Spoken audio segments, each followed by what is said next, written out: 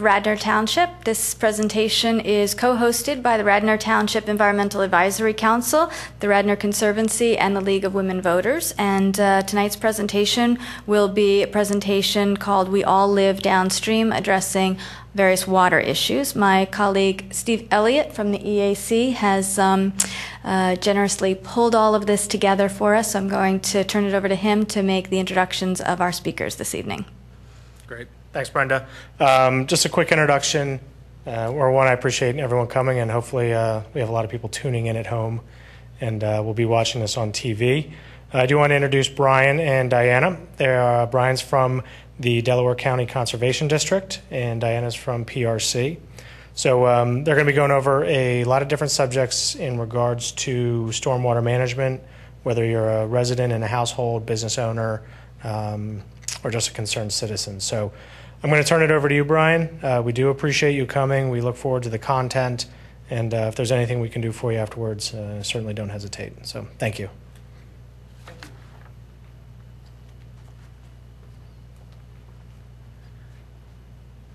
Good evening, everyone.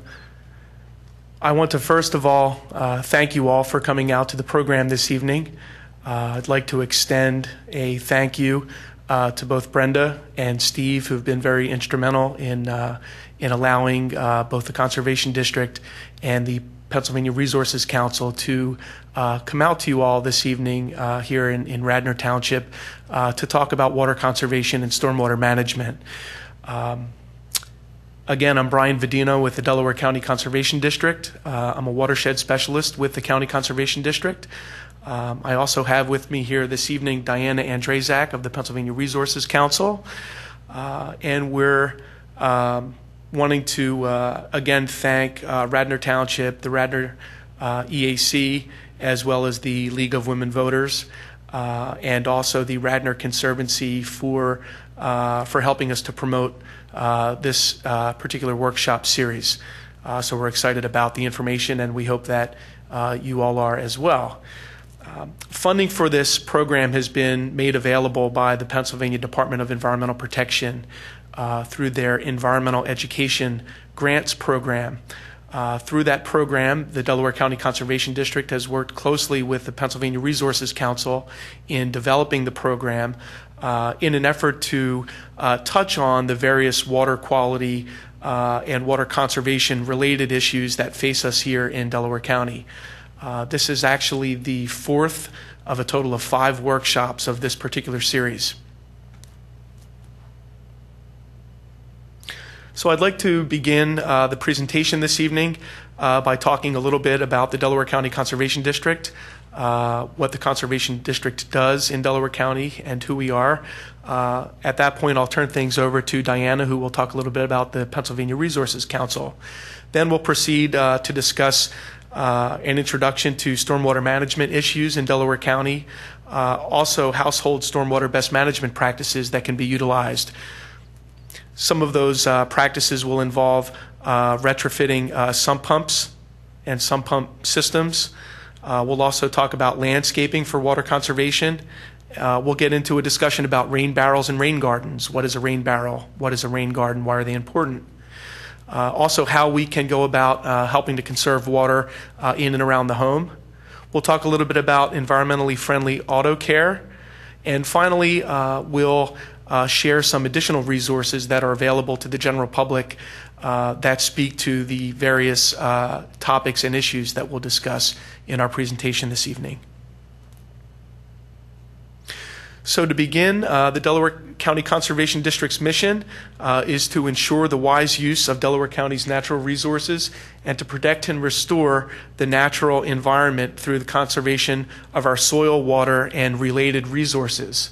The County Conservation District office is located at Rose Tree Park, which is located on Providence Road in Media.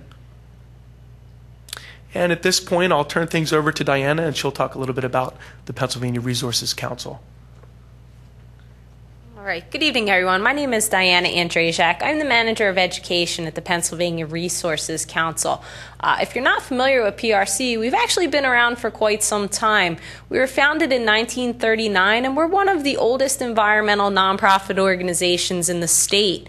We have offices here and on the eastern side. Our eastern office is at Ridley Creek State Park. We also have offices out in Pittsburgh, and we have representatives in central part of the state, as well as we just got somebody now in the northeastern part of the state as well. We are a leader on lots of different resource conservation and green living issues. As you can see on our list here, we have recycling, waste reduction, litter prevention, household hazardous waste, watershed stewardship, environmental ed, alternative energy, visual blight of billboards, so among other things. The two pictures that are on the slide here, I just want to point out, those were our Lens on Litter winners from 2009. That is a contest that's been going on for about 20 years now with PRC. So if anybody's interested, you like to take photographs, there's a category for students, there's a category for adults. Top prize is $1,000, second prize $500, $250 for third prize. Just take a picture of litter in Pennsylvania, send it in to us, give it a cute little caption, and you could win. It runs through October 31st of every year, and the checks come right around the holidays, so it's nice and perfect. So that's just one of the things that we've been known for recently, and so try to enter if you're interested. But like I said, we touch on lots of environmental topics, and we're very happy to be here today talking about watershed issues. We're first going to have an introduction here about, wrong one, sorry. I'm used to clicking mine.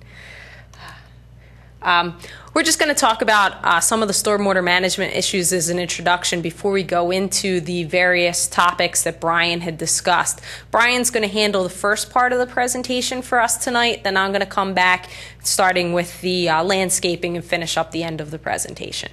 Okay. Thank you, Diana.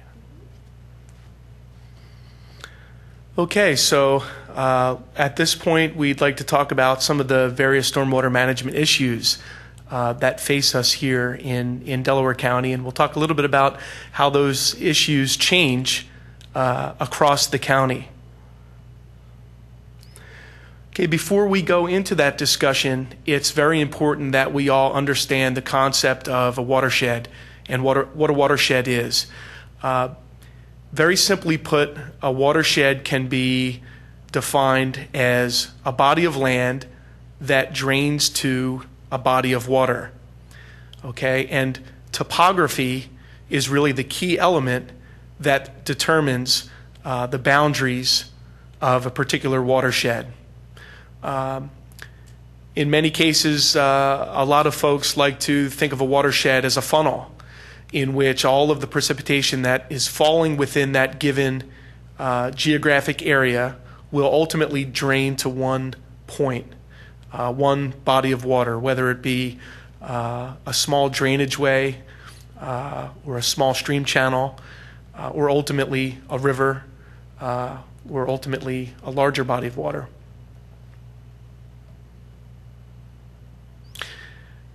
Delaware County consists of portions of a number of different watersheds.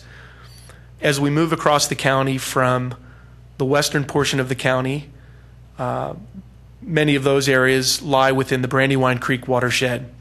And then as we move east across the county, we have the Chester Creek watershed, the Ridley, Crum, Darby, Gulf Creek watershed in the northernmost portion of the county, also the Cobbs Creek watershed, and then to the south, just north of the Delaware state line, we have portions of the Namens Creek watershed, and also the Marcus Hook Creek watershed and Stony Creek watershed, which both drain directly to the Delaware River. The watersheds that are contained within Delaware County actually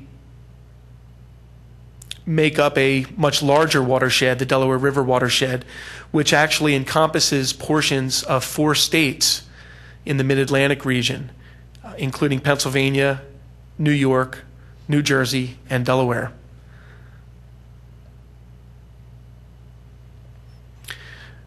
The various stormwater management issues that face the watersheds of Delaware County vary depending upon location within the county. Many of the water-related issues whether it be stormwater management, water quality, and other water-related issues, are very dependent upon land use within these watersheds. With changes in land use come changes in water quality and water-related issues, including stormwater and stormwater management. If you look at this map, this is actually a depiction of the percent of impervious surface by census tract within Delaware County. And the various shaded areas represent the percentage of impervious surface within the county. And you can see very readily by looking at that map of the county that the percent of impervious surface changes dramatically as you move north and west throughout the county away from the Delaware River coastal zone. Particularly areas that are located within the Delaware River coastal zone have greater amounts or percentages of impervious surface. And what I mean when I say impervious surface, I'm referring to any surface in which precipitation, whether it be rain or snowfall, is unable to infiltrate into the ground and ultimately replenishing the groundwater supplies. In essence, that precipitation will fall on these impervious areas and run off. And when that happens at a large scale, particularly in watersheds or portions of watersheds that are very highly developed with high percentages of impervious cover by land area, typically those areas will experience the most in terms of stormwater runoff. And those stormwater issues oftentimes result in flooding, transport of pollutants, the runoff and associated bank erosion that takes place within our stream systems can ultimately lead to damage to the aquatic ecosystems and wildlife that utilize those stream systems. It can also impact our drinking water.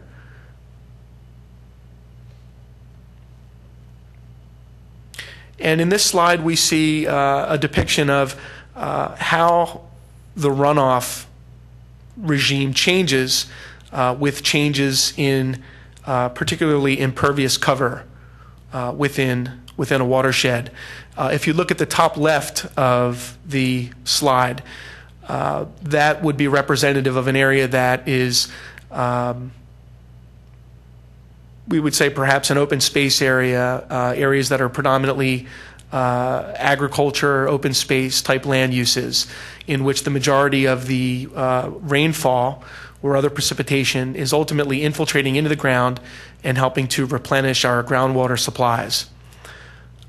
Transversely, at the bottom right, that scenario represents more of an urbanized, more densely developed type of land use in which there are higher percentages of impervious surface, in which a majority of the runoff will actually run off of those impervious surfaces and go directly into our local waterways.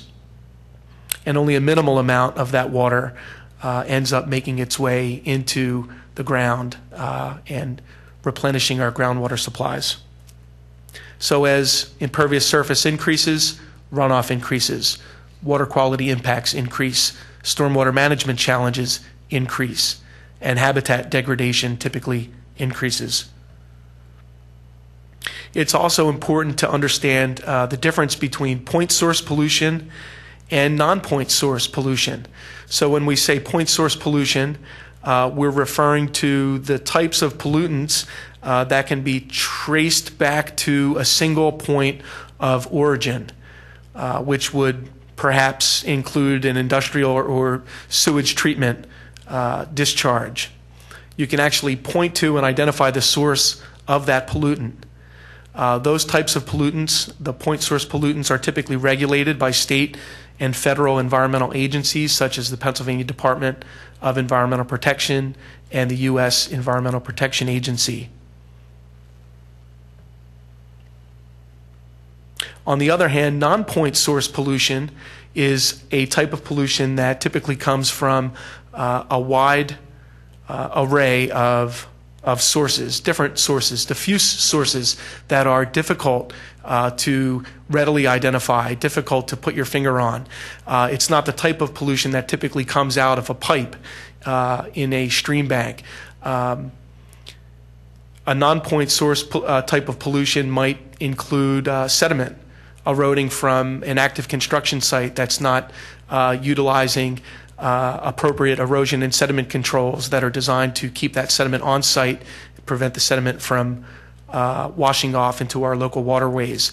Or, for example, in certain areas of Pennsylvania, abandoned mine drainage in northeastern Pennsylvania and southwestern Pennsylvania is also a type of non-point source pollution. Typically, nutrients associated with certain agricultural operations would be considered non-point source pollutants. Anything that may wash off of the road surface, whether it be gasoline, motor oil, road salt, cigarette butts, and what have you, all of those things would be considered non-point source pollutants. So at this point, we'd also like to talk a little bit about some of the stormwater best management practices that can be utilized around the home in an effort to reduce non-point source pollution, conserve water, and improve stormwater management locally. So what is a best management practice? It's defined as a technique or procedure or activity used to reduce the pollutant content of a stormwater discharge. And BMPs can typically be simple, non-structural types of BMPs, such as good housekeeping and preventative maintenance, or they can be more in-depth structural modifications. So what are some of the household best management practices that we can implement in an effort to reduce the quantity of stormwater and stormwater runoff, while at the same time improving the quality of our water resources? We can consider alternatives to traditional impervious materials such as concrete or asphalt, and instead use more porous materials during construction, such as gravel, wood chips, certain geotextile materials, other materials that are designed to allow for infiltration of rainfall. We can reduce our footprint in terms of the amount of impervious surface that we're creating through different development practices. That would be considered another type of stormwater best management practice. We can use different features such as rain gardens or small wetlands. Basically, rain gardens can be used to allow for areas in which that stormwater can infiltrate back into the ground as opposed to running off directly into our streams. Many of those rain gardens and other non-structural best management practices often utilize native plants in the landscape. And typically those native plants are usually very, very well suited toward the different climate conditions, rainfall conditions, soil conditions. They're very adaptable, they're very hardy, and they're generally very good in terms of keeping our soil surfaces stable, which will also help reduce surface erosion and reduce non-point source pollution. We can also utilize buffer strips or riparian forest buffers, which is basically another term that's used to describe a vegetated area adjacent to a local waterway. And those riparian areas can also be very important in terms of slowing down surface runoff, negating the detrimental effects of flooding, reducing damages associated with flooding, while also providing very important habitat and cover for both wildlife and the aquatic organisms that utilize that plant material that ultimately falls into the stream, and that the aquatic insects or benthic macroinvertebrates can utilize for food as the base of the food chain. And we can also, finally, we can use mulch and other erosion and sediment controls in an effort to reduce erosion and sedimentation and the runoff of sediment into our streams. And other things that we can do around the home on a daily basis, we can minimize the use of pesticides and fertilizers. Okay, we can apply those chemicals very sparingly to our lawn areas to prevent those chemicals from running off. For example, after a heavy rainfall. We can also do a number of other things, such as mulching our grass clippings, leaving those clippings on the lawn so that it will help nurture those soils. It will also, in a lot of cases, avoid the need for introducing additional fertilizers to keep that lawn area healthy. We can dispose of our hazardous waste properly by participating in county or municipal household hazardous waste collection events, cleaning up spilled fluids around the home, automotive fluids, gasoline, motor oil, etc. We could dispose of our pet waste in a responsible manner, which will prevent bacterial agents from entering into our water supplies through runoff. Also planting native vegetation, and we talked a little bit about some of the benefits of that. And also properly managing our on-lot septic systems, particularly in areas that are less developed where on-lot septic systems are being used. It is very important to make sure that we're maintaining those systems.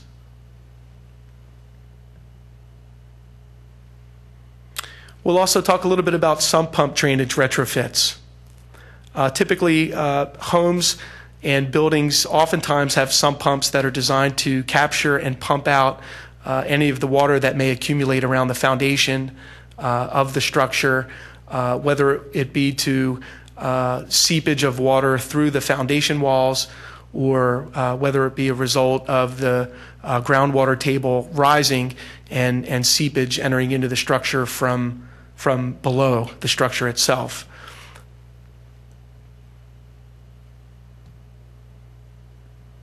In many cases, when sump pump systems are installed properly, they are discharged to areas in which that sump pump water discharge has an opportunity to infiltrate back into the ground in a slow, controlled manner. However, in some circumstances, particularly in some urbanized areas, very often you'll see sump pump systems that have been altered and connected to the sanitary sewer system. So as opposed to that water being pumped out of the basement onto the lawn area, it's actually tied into the sanitary sewer through some means. In this depiction, you'll see an example of an improper sump pump connection in which the sump pump was actually connected to a utility sink, which was then connected to the sanitary sewer system. So as that foundation area fills up with water, that water gets pumped into the sanitary sewer system. And there can be a risk associated with that due to the potential for those sanitary sewer systems to overflow as a result of that added volume of water that should actually be discharged into an area where it can infiltrate and not into the sanitary sewer system, which can result in overflows and additional pollution events when you have that sanitary sewer system overflow. And in fact, most municipalities have ordinances that prohibit the connection of sump pump systems into the sanitary sewer system. This is just an example of what you might look for, which may in fact be associated with the improper connection of a sump pump system. On the left-hand side, you'll see that, obviously the downspouts are directed to areas where the water can infiltrate. Whereas to the right of that photograph, you'll see the downspout is connected to a riser pipe structure. In some cases, those pipes do actually discharge into areas in which the water can infiltrate. However, in other areas, the brown pipe that you're seeing in the photograph could potentially be tied into a sanitary sewer system. And those are just some of the things that you might look for. Not all the time that you see, what you're seeing with the photograph on the right-hand side. Again, in not all cases would that pipe be connected to the sanitary sewer. But there's a possibility that if you look deeper into it underground, it could potentially be if you're unable to find a surface discharge of that pipe. So it's also important, while we're talking about sump pump drainage retrofits, to understand differences between a sanitary sewer, a storm sewer, and a combined sewer. Basically, the sanitary sewer is designed to carry and transport sewage from the house or other structure to a treatment facility, whereas the storm sewers are designed to carry stormwater runoff that collects on our roadways and other impervious areas.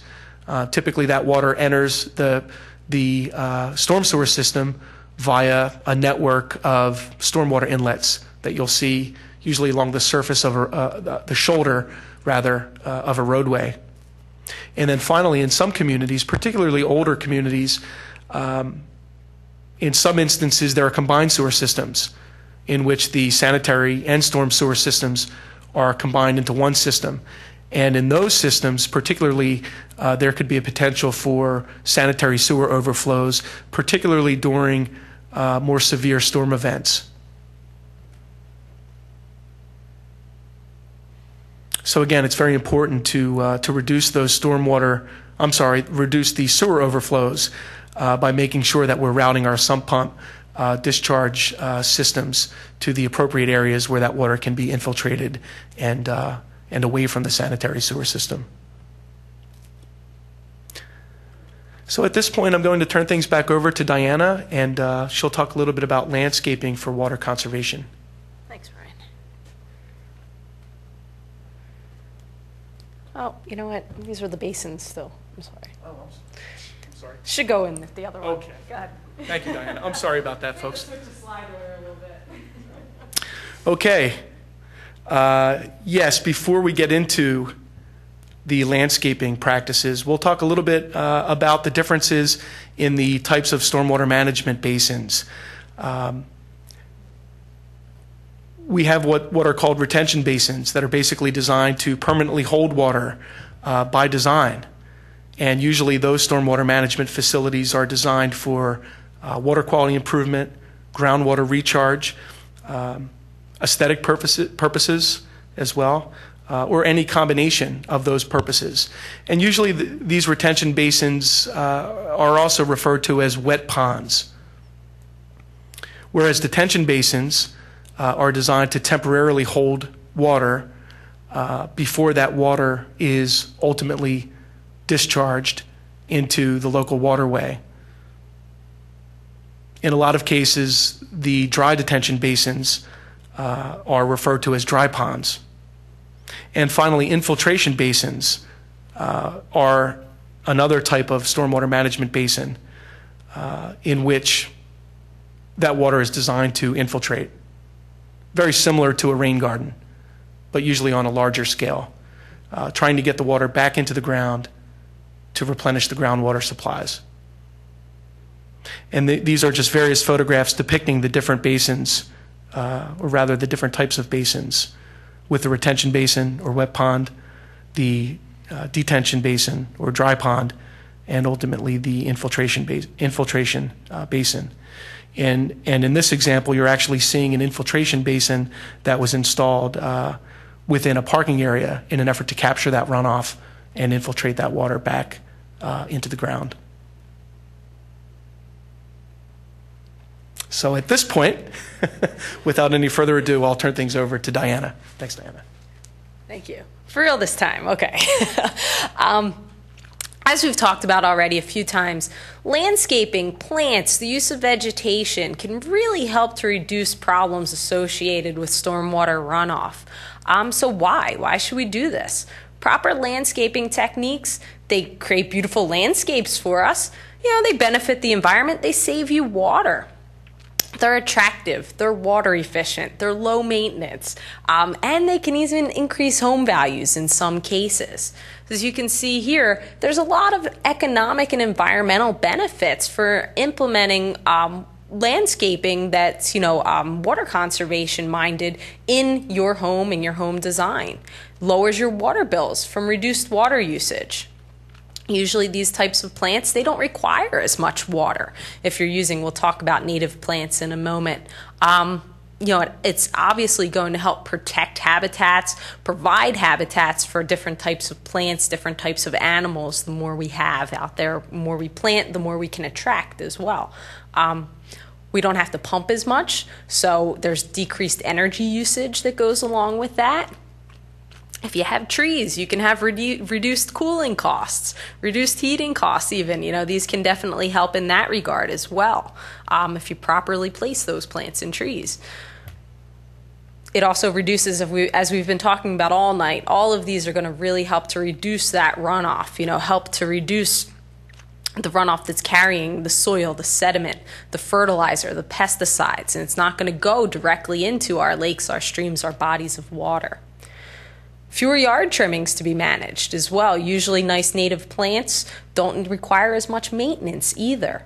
And that also ties right into reduced labor and maintenance costs as well, aside from just not sending as much to the landfill. So native plants, they're very, very important. If you're going to implement, water conservation landscaping, you want to make sure you're using the right types of plants.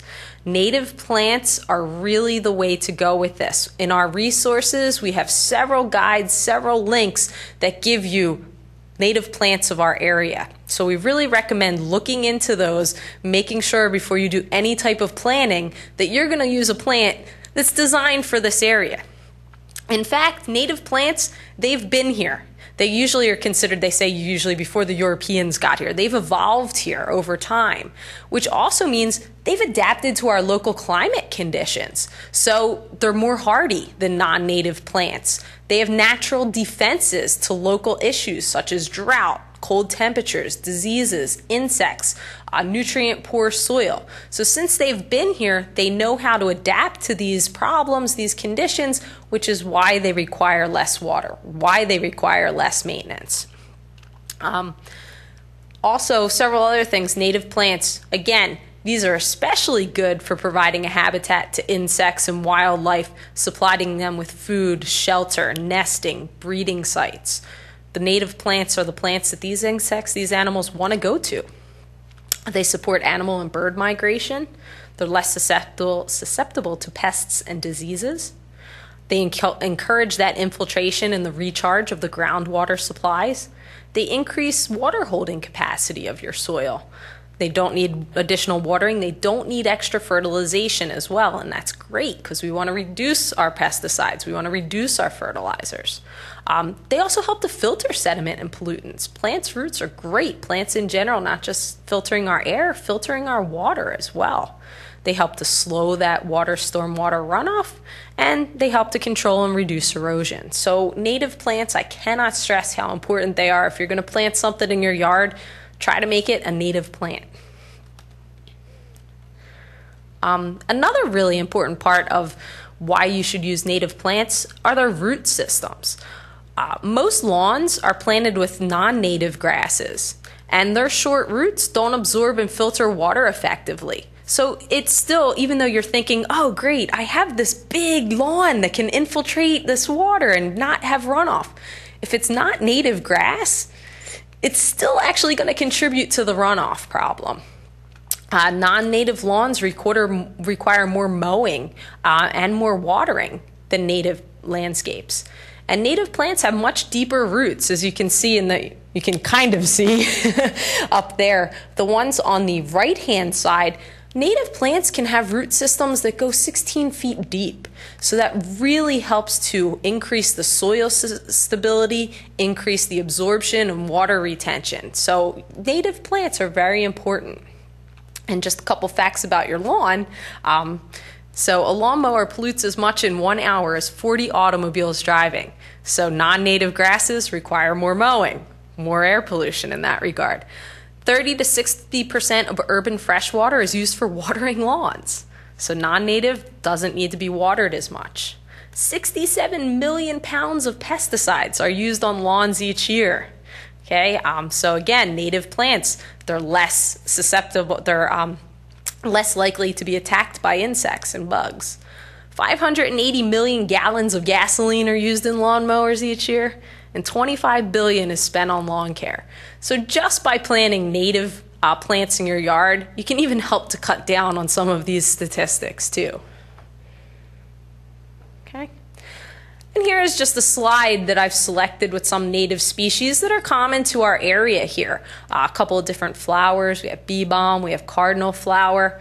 Cardinal flower is great because it also helps to attract hummingbirds, love it. Butterflies love that. Shrubs, the northern spice bush, the mountain laurel. In fact, it's our state flower. Popular trees, tulip popular, eastern white pines. So as I said before, if you go on our additional resources, we have several of them. One is actually from the Fairmount Park Commission even, and it just lists all different types of native vegetation. It breaks it down by shrubs, trees, flowers. So I really recommend consulting. You'll find one that fits for your soil type, your shade type, to really fit your environment to find a good native plant to plant. Okay. Another really good technique to help reduce our stormwater runoff problems and help with stormwater management, rain barrels and rain gardens. We're going to talk about this. Now, we've brought in an example of a rain barrel here. So we're going to start off with rain barrels, then we'll move into rain gardens. Although I'm going to go a little quickly through the rain gardens because a lot of it relates back to landscaping with native plants and obviously we've already mentioned. But I do want to touch on the rain barrels. What is a rain barrel? Well, it's pretty easy. You can see this here. It's just a nice system that collects and stores rainwater that would otherwise just be lost, a lot of it to runoff. Okay? It's really simple. It's very inexpensive to construct, and it can sit right under your downspouts. So there are several different types of rain barrels. As you can see, this one is one that you can buy in the store.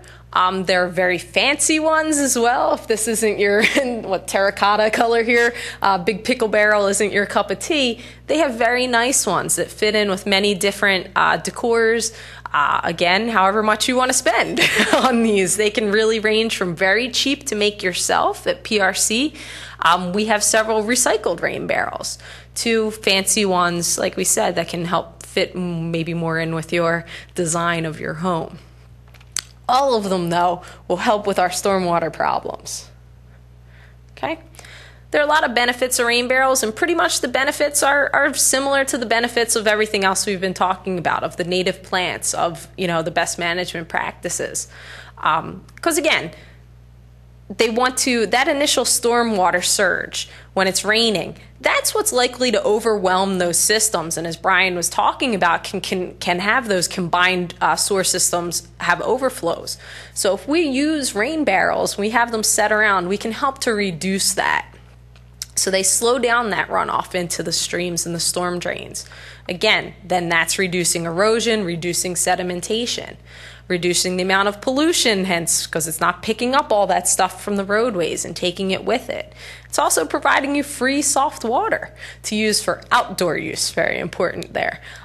Reduces the strain on our municipal water systems. And again, it can save you money because if you don't have to use your hose, your water from your house to water your plants, wash your lawn furniture, you're going to save you money. You can use your rain barrel water to do those things.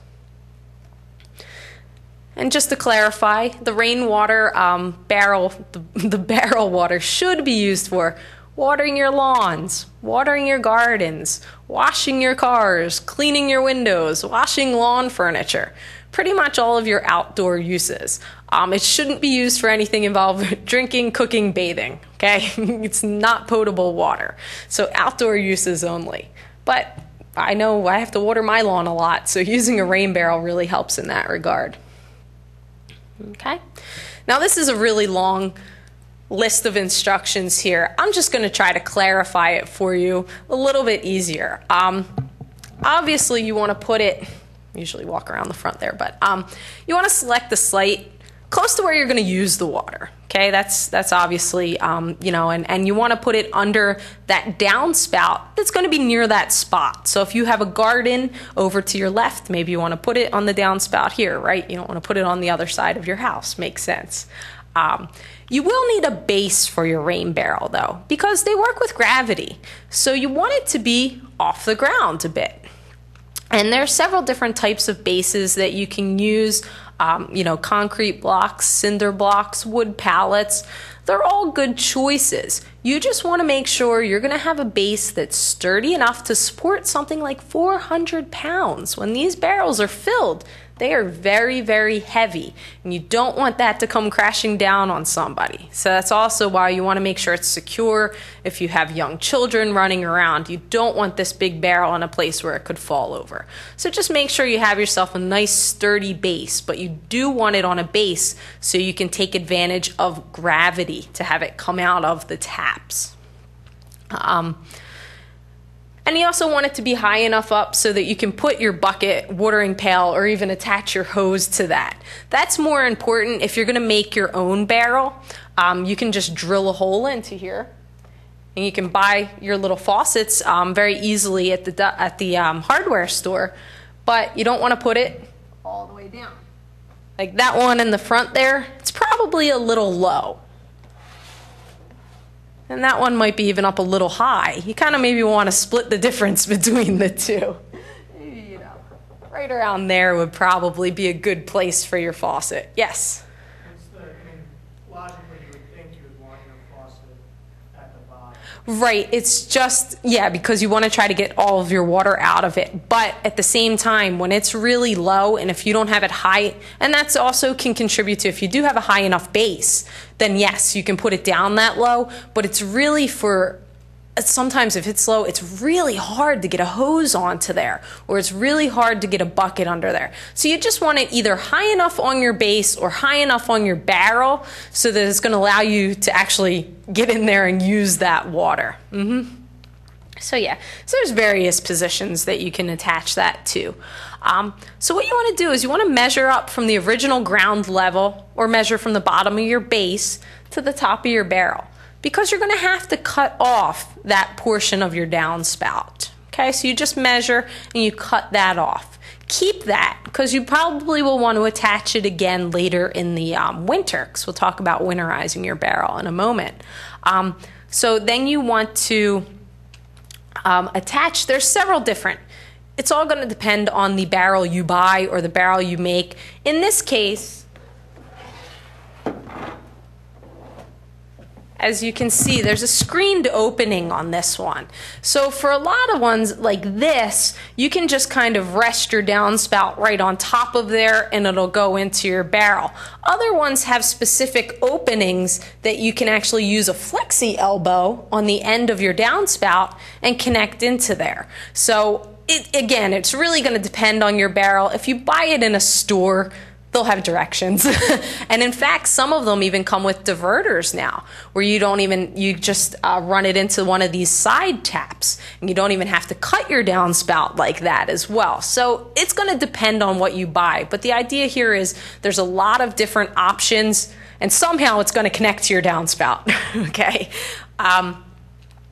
So what you do also need, though, to make sure is that you have an overflow hose. So if you can see on the back here, thanks, Brian, there are several different plugs. And you can take that off, and you can adjust a hose onto that. And then you can run that hose back down into the ground of where your downspout would have went if it was still connected. So that way, when this barrel is filled, you're going to ensure that it's just not spilling all over your property. When it's filled, it'll just pump out that hose and go back into the ground where your downspout normally discharged to. And in fact, lots of times they have several here. Why? Well, you can use another piece of hose and hook another rain barrel onto it. So you can have one overflow and even another overflow into another barrel. So there's, they're constructed in a lot of different ways. They're usually made so that you can hook them together. You can make the most use out of these, okay? And you can fill up one of these barrels very, very quickly. A 100 square foot roof can produce 50 gallons of water from just an inch of rain. So you can really fill up one of these. These are about 55 gallons usually. In one good heavy rain, you can fill it up. So you don't have to, unfortunately, we haven't had much rain recently though. But when we do have a lot of rain, we do have a lot of water to use in your garden. Okay. There are several important considerations though when you have a rain barrel. You want to make sure you have that overflow. You don't want the water just going all over. You want it to be directed away from your house and from your foundation. The other thing, this question we get asked a lot, you have a big bucket of standing water. Doesn't that breed mosquitoes? Well, and the basic answer is yes. That's why we have to consider this. So one of the really easy things to do, now you can set up screens like it has there. Some of them have even finer screens. However, if that's, still big screen, mosquitoes can get into there. Buy mosquito dunks.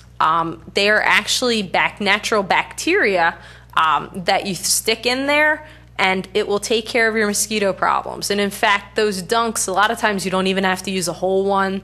It'll tell you, depending on how big of a water source you have, how much to put in.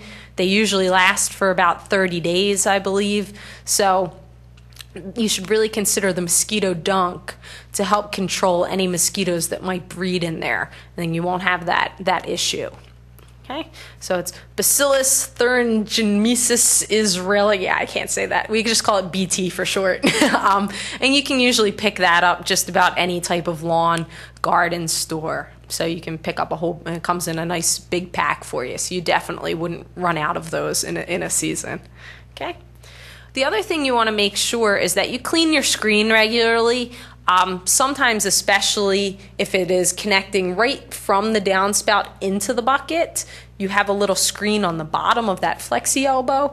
So if you don't have something blocking your gutters up there, sometimes leaves, twigs can get down. So you just want to clean your screen regularly, or put like a little cap or a little mesh, little wire screen on the top of your downspout so that actually the leaves and the twigs aren't even getting down there in the first place. Okay? And winterizing. That's also an important consideration, because you don't want your barrel to freeze and crack, especially if you paid a lot of money for it. So at the sign of the first frost is usually when you want to take your rain barrel down. So when you take it for the season, you want to completely empty it, and a lot of them you'll be able to just open the top like Brian has. If not, you'll want to open your faucets and let it drain out that way, and store it upside down for the season if it's one that does collect with a big opening like that. Or put it in your garage, somewhere where it's not going to get the water, and that water is not going to freeze and then crack your barrel.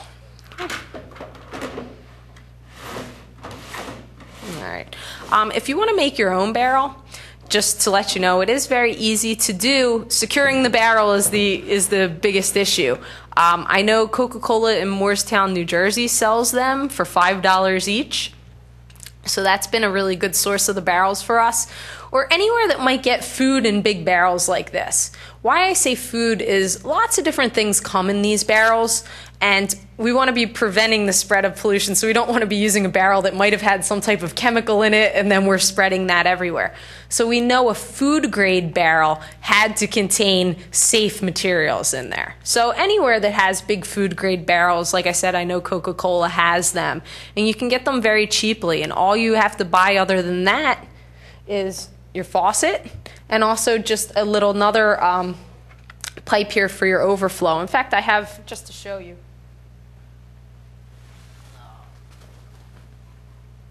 Yeah.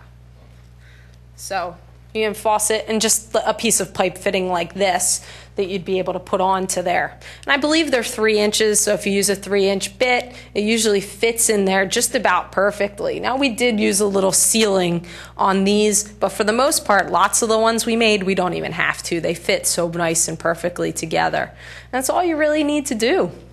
Drill a hole, drill a hole.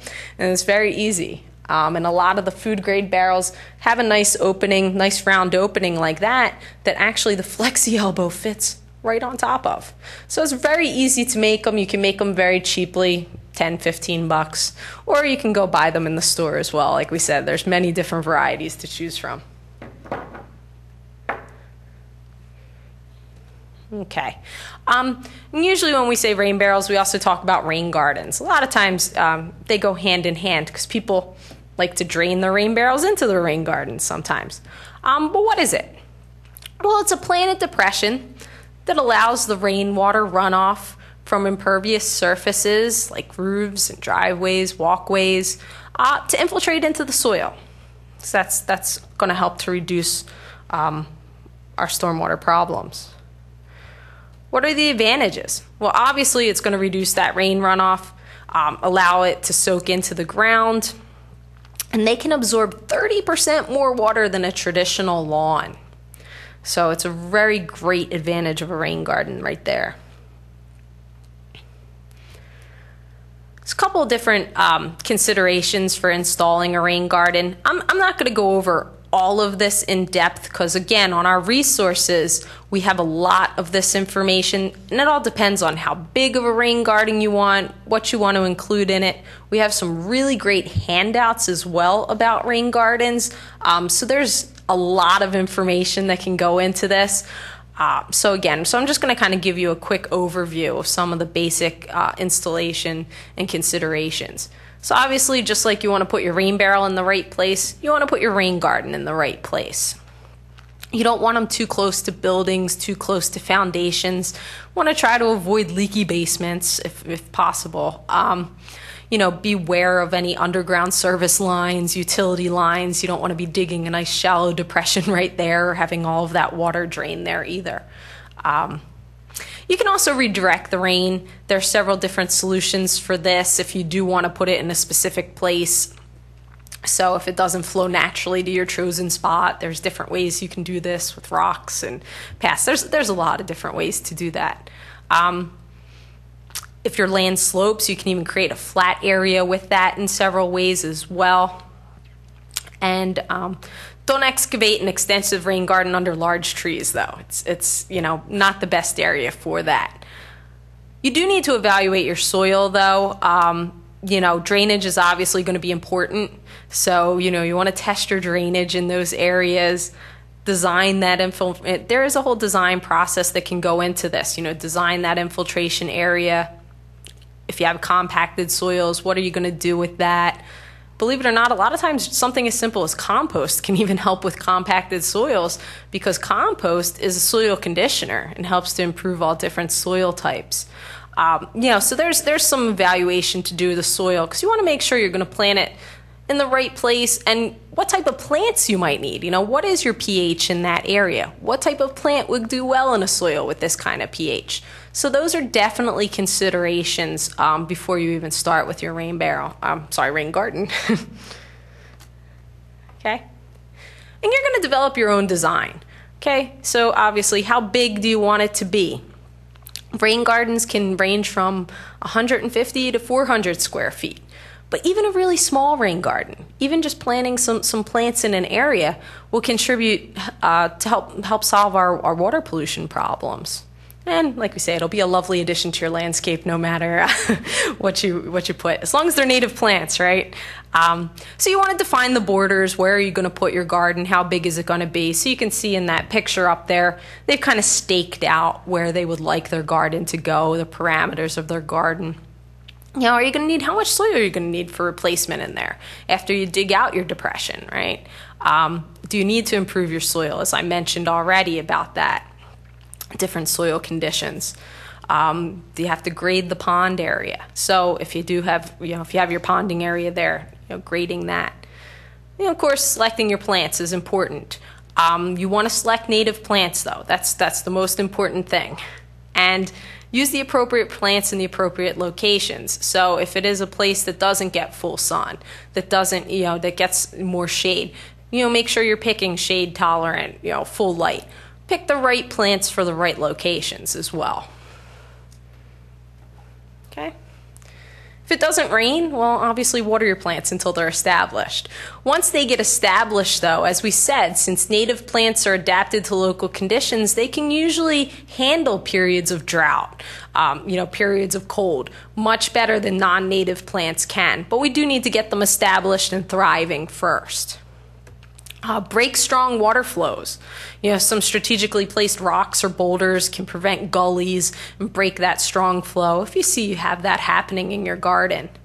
Mulch your garden too. That'll help. But don't bury the plant crowns. But mulch helps. Weed regularly, especially if you have some non-natives sneaking in there. You don't want them to strangle out your native plants.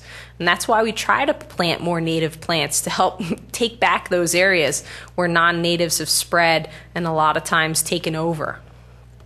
And obviously, you don't want to park or drive on your rain garden. You don't want to do all that work digging out your garden, selecting your plants, planting, and then to drive over it. That may not only ruin your plants, it'll compact your soil, and that will definitely, is not what you want happening because the water won't be able to infiltrate as easily. Don't let sediment, soil, sand, or debris flow into your rain garden. It can bury the plants and it can affect infiltration as well. And keep an eye on a plant. See how it's going. If you planted it somewhere, it's not thriving, do you need to move it to another location? But again, this can be as complicated as you want it to be, as elaborate as you want it to be, but even very small rain gardens, small areas of native plants are really going to help address our stormwater problems. Okay?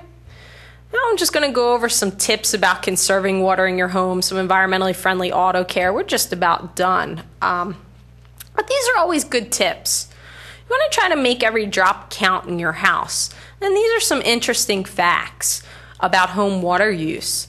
Americans use an average of 100 gallons of water per person per day. Okay? The average household spends about $500 a year on their water bill or sewer bills. And the bathroom, it's the largest user of indoor water. And in fact, toilets are number one. They use about 27% of the home indoor water in our homes. So that is a lot of water. And outdoor water use accounts for about 30% of the whole home's water use. And much of that going to landscape irrigation, watering your lawns. So use native plants and native grasses. However, if you make a few changes to your daily routine, you can save water, you can save money, and you can help out the environment. Okay? The EPA has several tips on conserving water, and the top 3 they have listed, with number 1 as stopping leaks, actually the number 1 tip. So you want to check all appliances that use water. Make sure they're not leaking, runny toilets, steady faucet drips, sprinkler systems. They're very common sources of leaks in the home, and it can waste 10%, okay, just by leaking. So check for leaks and have them fixed. Second, replace your old toilet. Since it's the number 1 user of water in your home, in fact, if your home was built before 1992, the toilet's never been replaced, then you probably don't have a water-efficient toilet. Water-efficient toilets use 1.6 gallons or less per flush. So whereas standard toilets can use up to 8 gallons per flush. And you can have different ranges in there as well. If you don't want to replace your toilet, put a gallon of water or some jug of water, a brick, something in your toilet tank so it won't fill up with as much water and won't flush with as much water every time. And the other thing is actually your clothes washer. If you replace your old clothes washer, because they are the second largest users of water in your home. So Energy Star washers, you want to look for the Energy Star symbol, that blue symbol, because they use 35 to 50% less water than non-Energy Star appliances or washers. And They're also measured with something called a water factor. A water factor lower than 9.5. So that's what you want to look for, which means they're going to save you water and energy bills. Okay. And here are just some other things in your bathroom. Install low-flow shower heads and also faucet aerators too. Low-flow shower heads can save 3 gallons of water per minute. It's 4,800 per person per year. It's a lot of water. Don't use the toilet as a wastebasket. So many times people will just go and flush a tissue down the toilet. A cigarette butt, something. Use your trash can for that. You're just wasting, especially if you don't have a water-efficient toilet. That's 8 gallons every time you're doing that. Okay?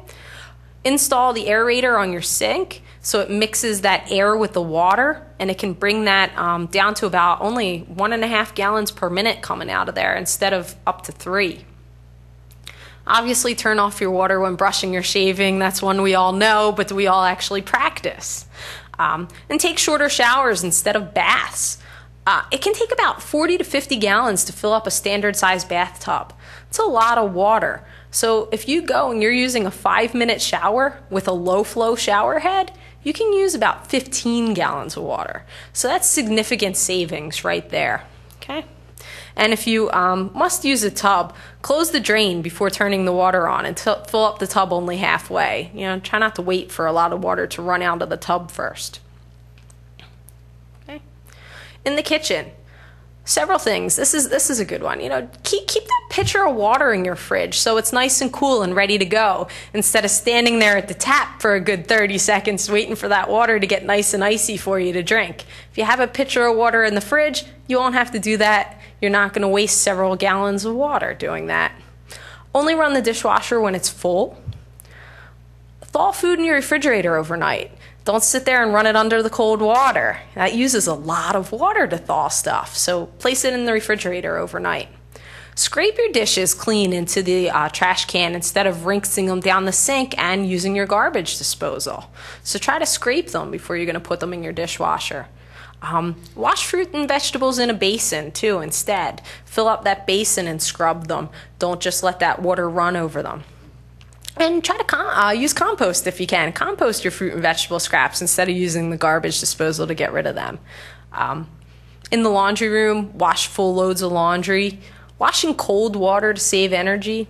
Use the correct size as well for your settings and your loads. Okay, outdoors. Sweep stuff instead of hosing it. Okay, sweep your driveway, sweep your walkway. Don't just hose it, because the problem when you're hosing it, all that's probably going to go down the storm drains as well. So if you sweep it up, put it in the trash can, we're conserving water and preventing pollution. Water your landscape during the cool part of the day. Obviously, instead of doing it during the really hot part of the day, you're not really going to accomplish much. Do it in the early mornings, late at night. Don't water on windy days. There's a good chance a lot of that water is not going to go where you intend it to go.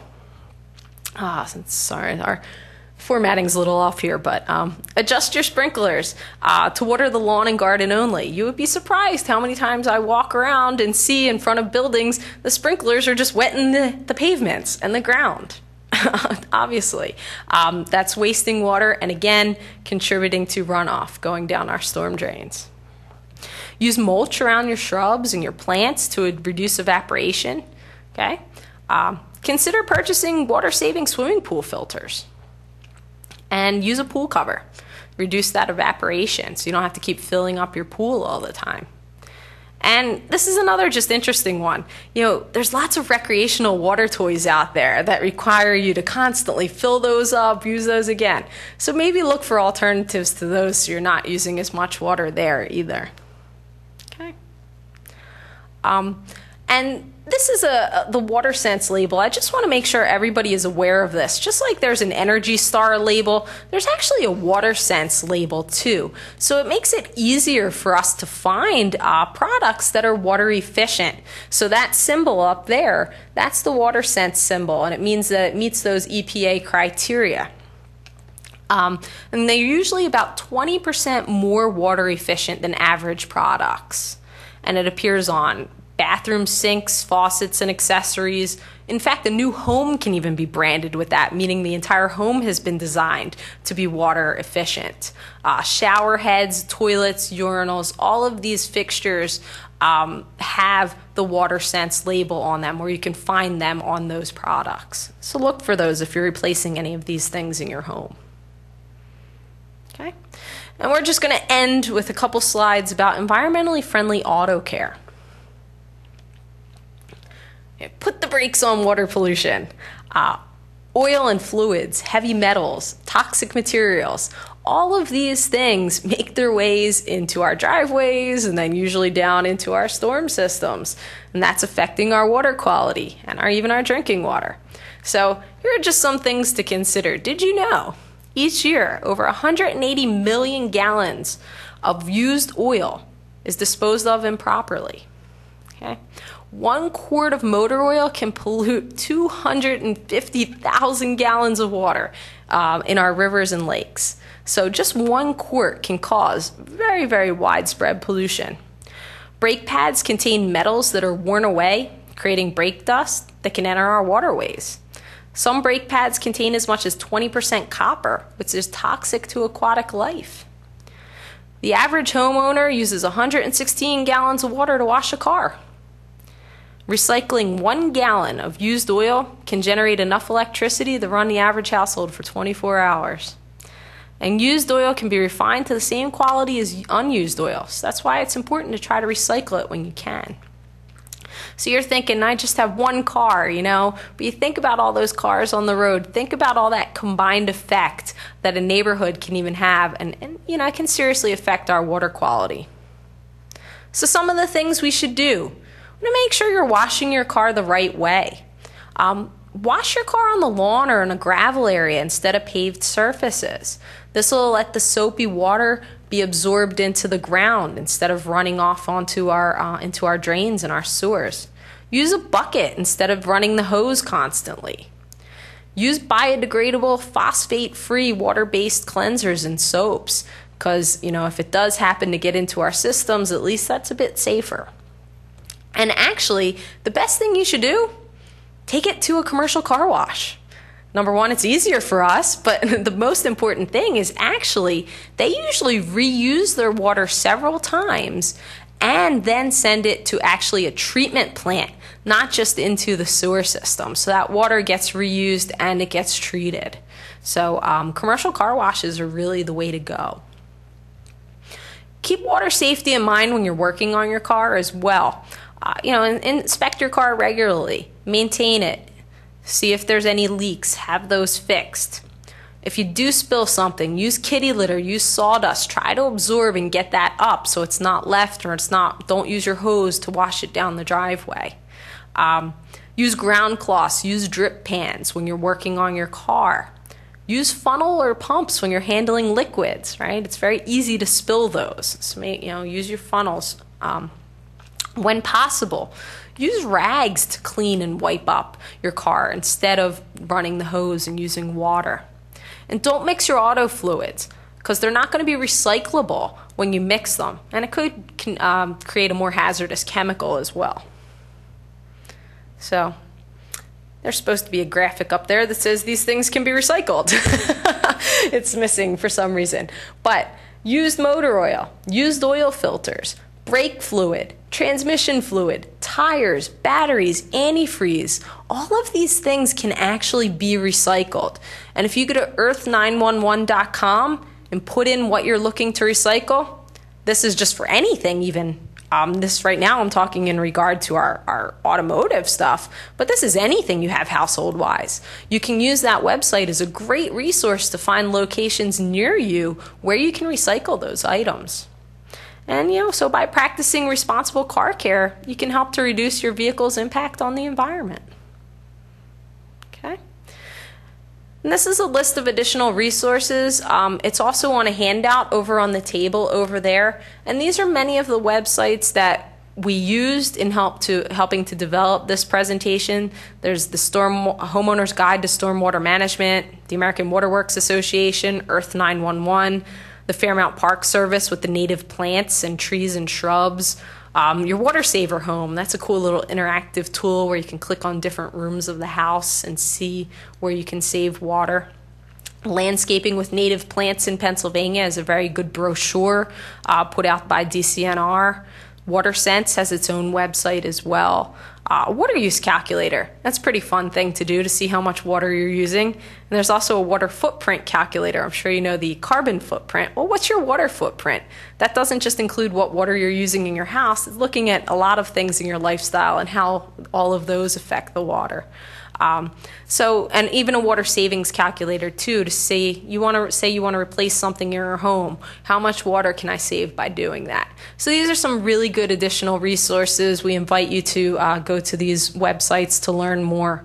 And I want to say thank you so much for hanging around tonight with us here. I hope you learned a little bit, and we'll definitely be happy to take any questions if you have them.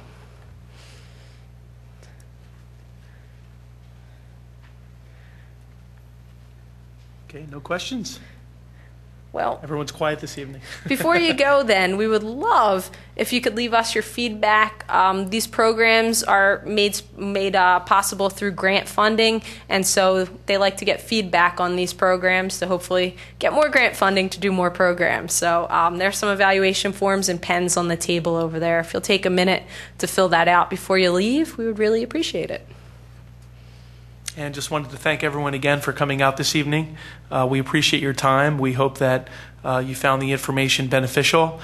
Please share it with your family, your friends, your neighbors, and the next generation.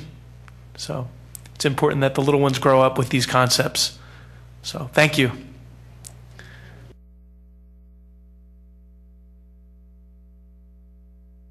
We'll place the presentation that you gave tonight up on our website on Radnor Township's green page under the sustainability series. So if anyone wants to reference the PowerPoints again, you can go right to that page and pull it up and look at the resources.